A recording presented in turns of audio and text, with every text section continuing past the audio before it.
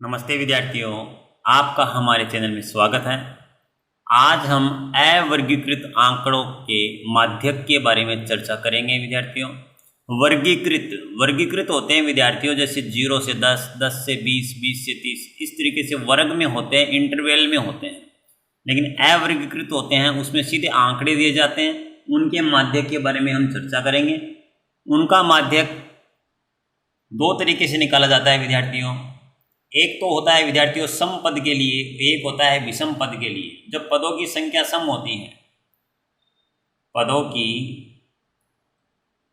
संख्या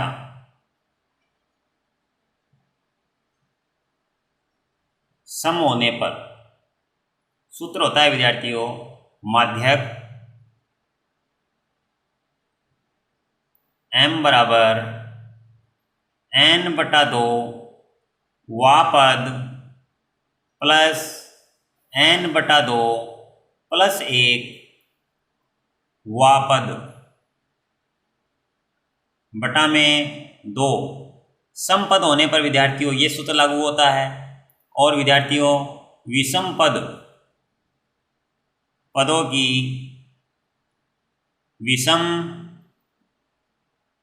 संख्या, पदों की संख्या विषम होने पर विद्यार्थियों आपको सूत्र लागू करना है माध्यक बराबर n+1/2 वा पद। अब विद्यार्थियों हम इन पर आधारित कुछ सवाल कर लेते हैं ताकि आपके अच्छे तरीके से समझ में आ जाए। और अभी तक यदि आपने हमारे चैनल को सब्सक्राइब नहीं किया है, सब्सक्राइब करें, हमारे लिंक को शेयर करें और ज़्यादा से ज़्यादा विद्यार्थियों तक ये लिंक पहुँचे ताकि वो पढ़ाई का फ़ायदा उठा सकें। विद्यार्थियों अब हम एक सवाल करते हैं। आपको आंकड़े दिखाई दे रहे हैं और हमें इनका माध्यक ज्ञात करना है।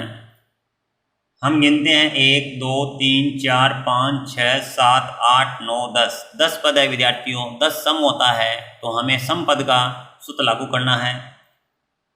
हल करते हैं। सबसे पहले विद्यार्थियों हमें आरोही क्रम तैयार करना है। आरोही क्रम में लिखने पर,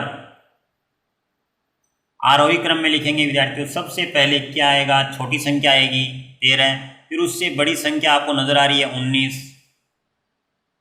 उसके बाद 20, फिर 25, उसके बाद 26, फिर 28, फिर आ गया विद्यार्थियों 33, फिर आपको 34 दो बार नजर आ रहा है विद्यार्थियों, 34 और 34, और उसके बाद आ गया 36। अब ये 10 थे तो ये भी 10 होने चाहिए, 1, 2, 3, 4, 5, 6, 7, 8, 9, 10। कोई संख्या हम भूले तो नहीं है, ये चेक कर लेना। अब n का मान विद्यार्थियों आपको पता है कितना आ गया है, 10। 10 क्या है, सम पद। तो विद्यार्थियों हम यहाँ सम पद का फॉर्मूला लागू करेंगे। हम लिखेंगे माध्यक बराबर n/2 वा पद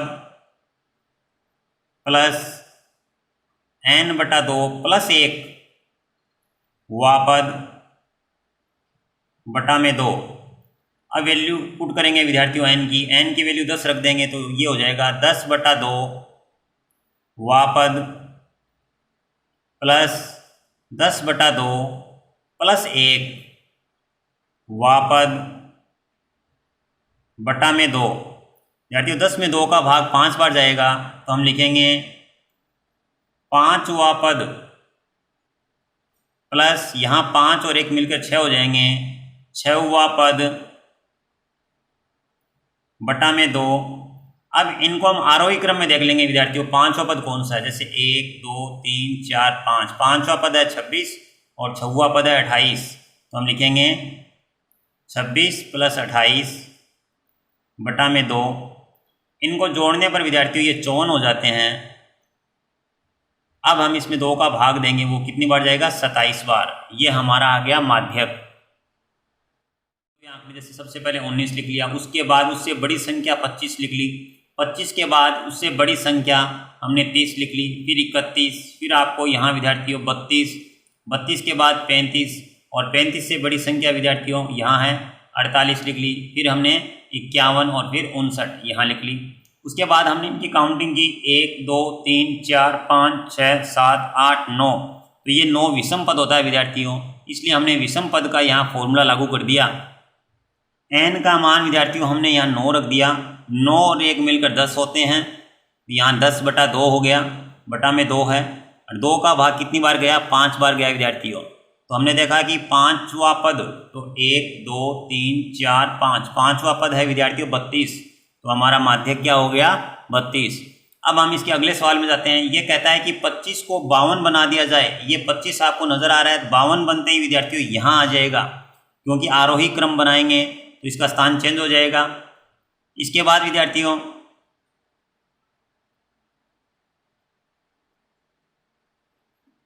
25 को 52 बनाने पर प्रश्नानुसार अब आरोही क्रम चेंज हो गया, यहाँ से 25 यहाँ 52 बन गया है।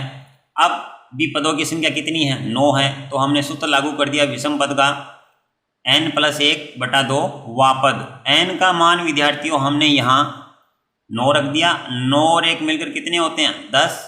10 में 2 का भाग गया 5 बार। पांचवा पद हमने देख लिया, पांचवा पद 1 2 3 4 5, पांचवा पद क्या है विद्यार्थियों? 35। इस तरीके से हमें नया माध्यक प्राप्त हो गया 35।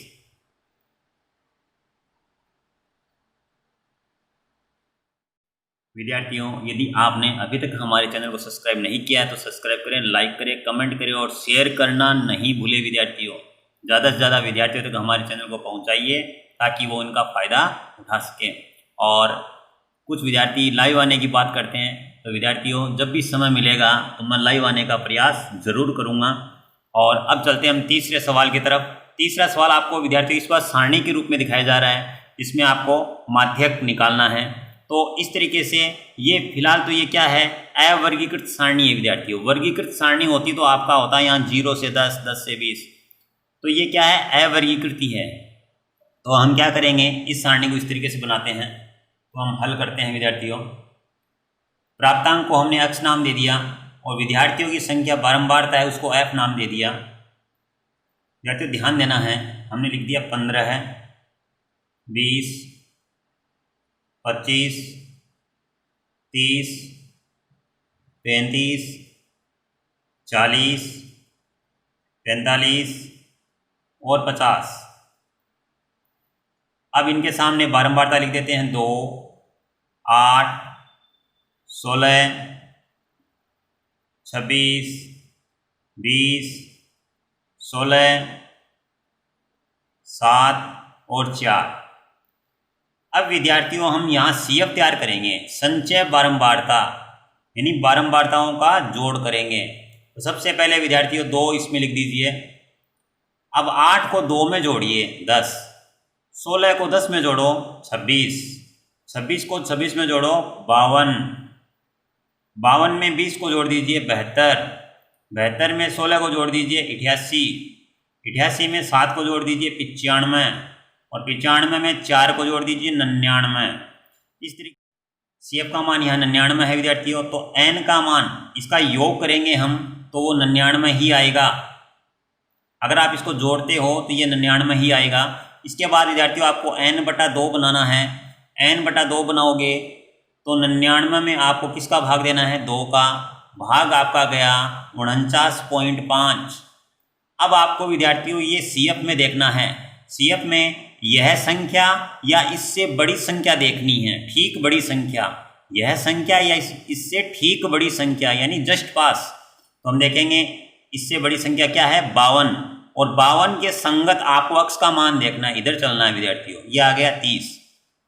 तो आपका माध्यक हो गया विद्यार्थियों 30। क्या करना है विद्यार्थियों? जो भी वैल्यू आए उसे CF में देखना है, उसके बराबर या उससे ठीक बड़ी संख्या देखनी है। इससे बड़ी संख्या ये आई और इसके संगत आपको अक्ष की तरफ चलना है, वो आपका माध्यक होगा। इस तरीके से विद्यार्थियों हमने ये सवाल कर लिया। अब इसके तरीके के आपको 2 सवाल करने को दिए जा रहे हैं, जिसको ध्यान से देखना है और आपको हल करके उसका जवाब आपको कमेंट बॉक्स में जरूर देना है।